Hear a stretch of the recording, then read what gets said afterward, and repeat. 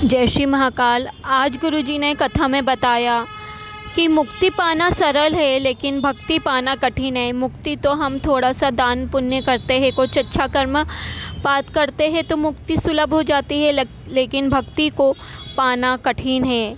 आज हर कोई सनातन धर्म को तोड़ने में लगा हुआ है, इसलिए भोलेनाथ ने शिव महापुराण भेजी है पृथ्वी पर, जिससे हमारा सनातन धर्म एक हो जाए।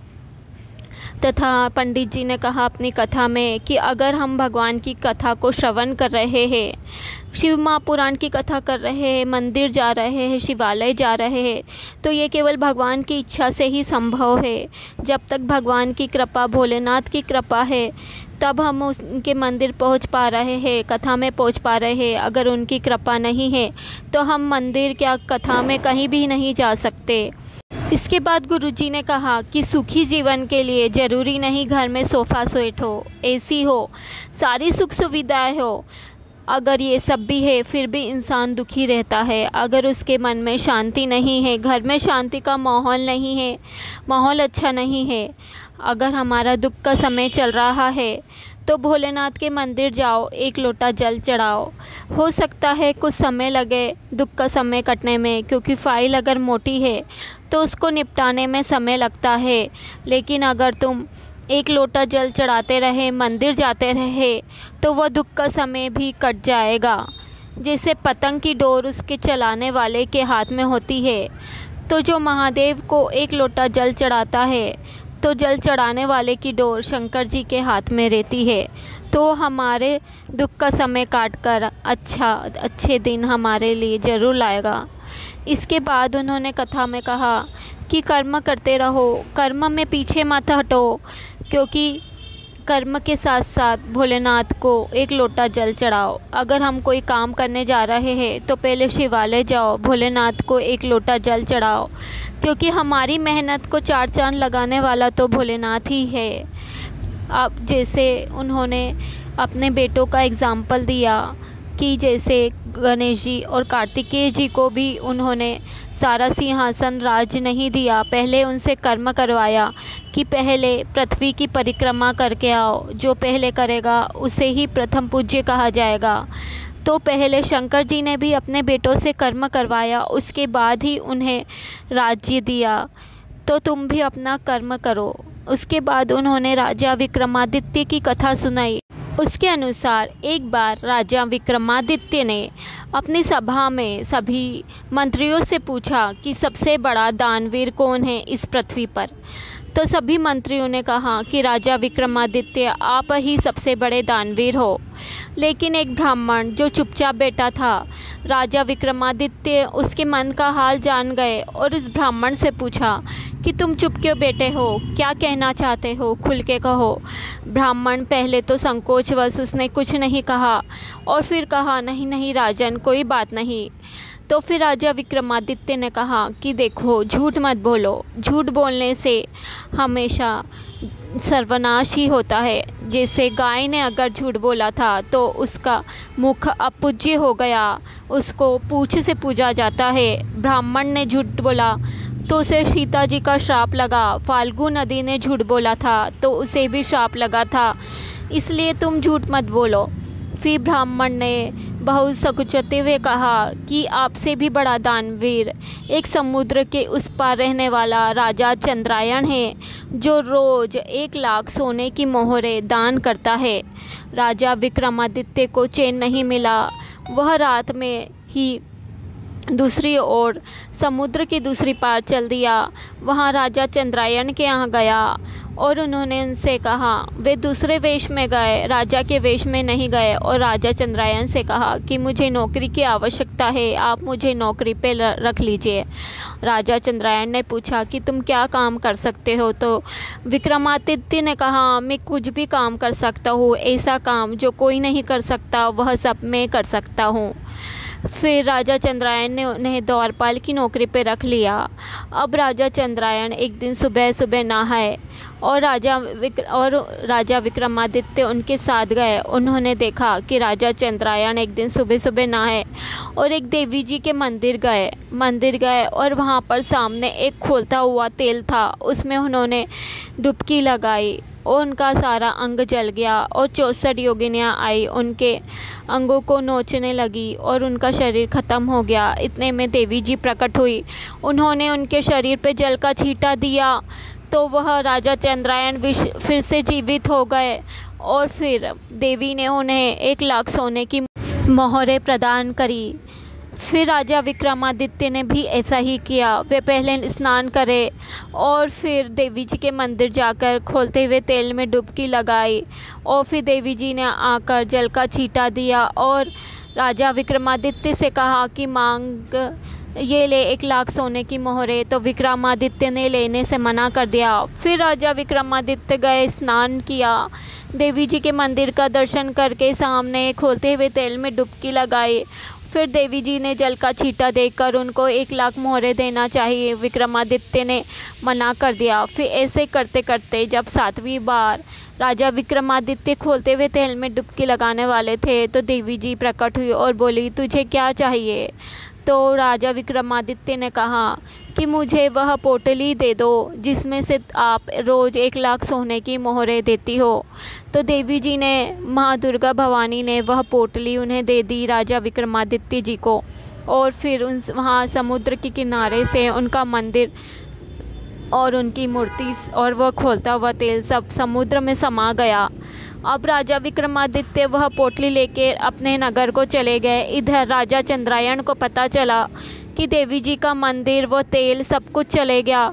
तो वे बड़े दुखी हुए कि मेरा सारा नियम चले जाएगा। मैं रोज़ 1 लाख सोने की मोहरें दान करता था, वह नियम कैसा पूरे करूँगा? ऐसा सोचकर वे बीमार पड़ गए।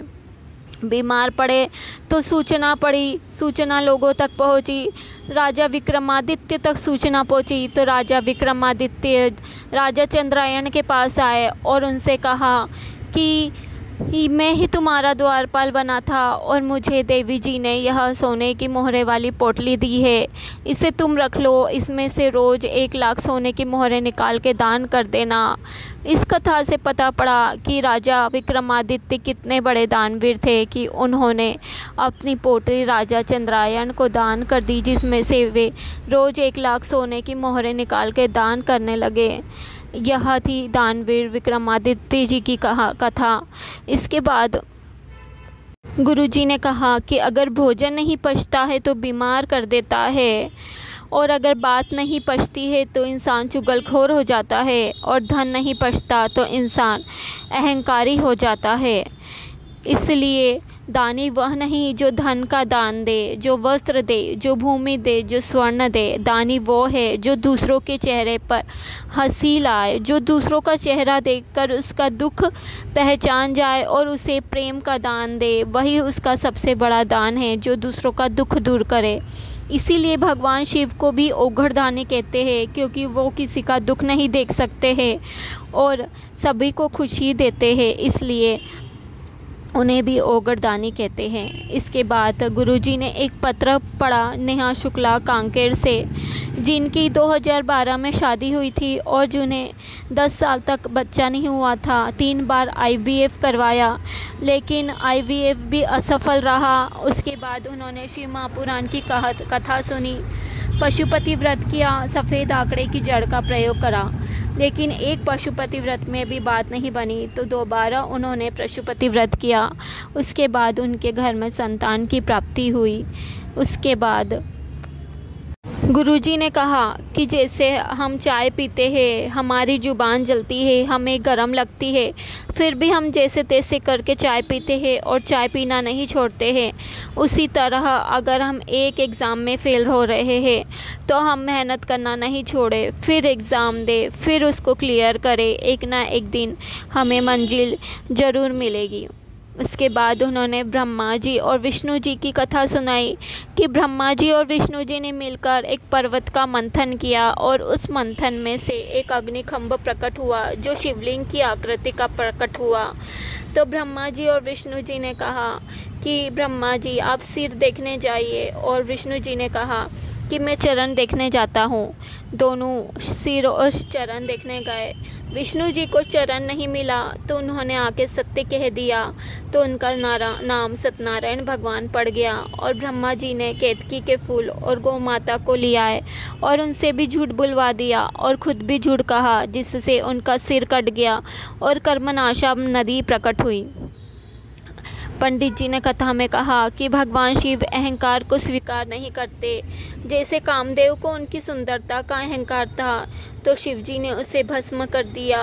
केतकी के फूल को भी अहंकार था तो वह भी शिव जी पर नहीं चढ़ सका।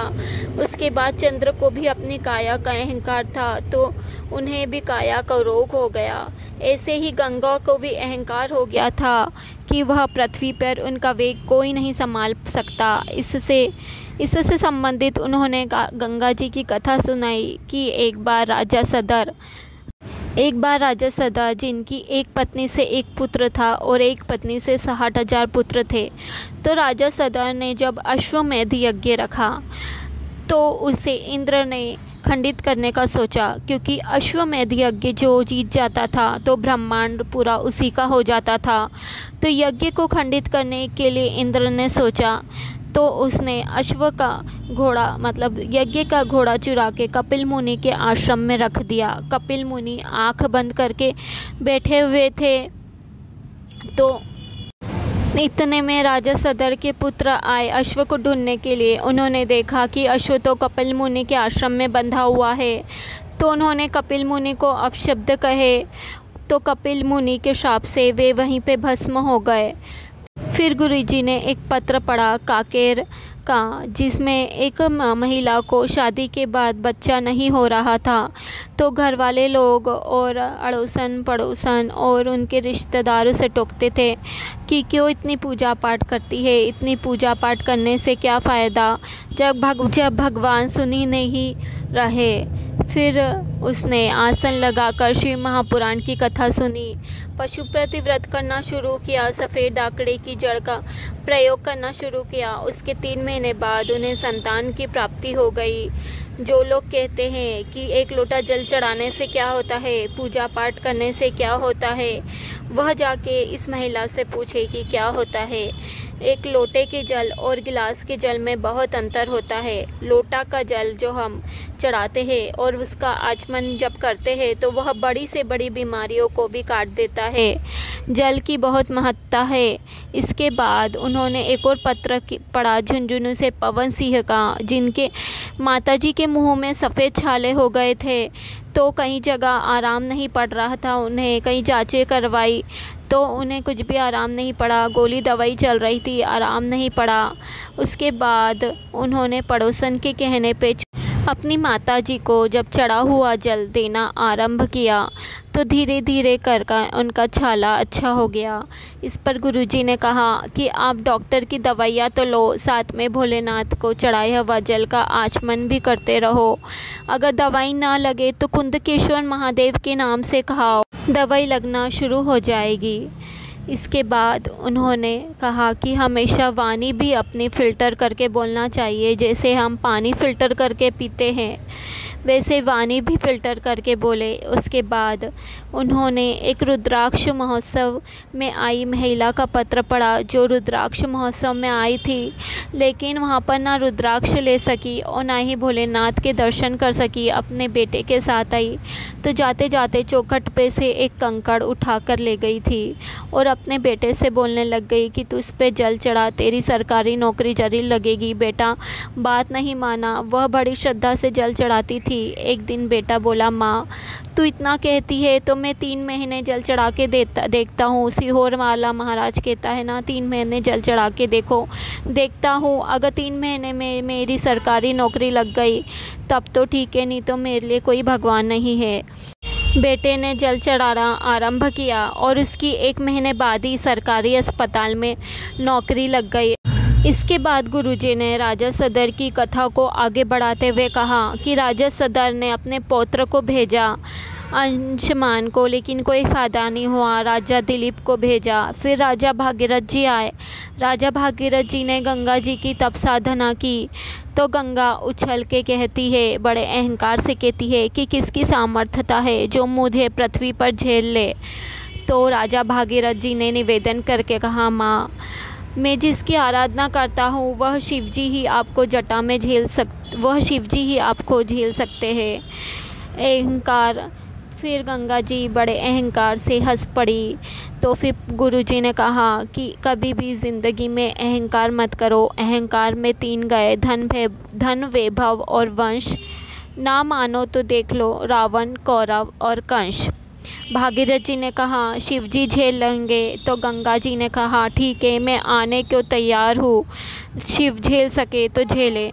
फिर भागीरथ जी निवेदन करके कैलाश गए, भोलेनाथ जी से प्रार्थना करी। भोलेनाथ जी ने कहा, ठीक है, मैं नहीं झेलूँगा, उनको झेलने के लिए तो मेरा बाल ही काफ़ी है।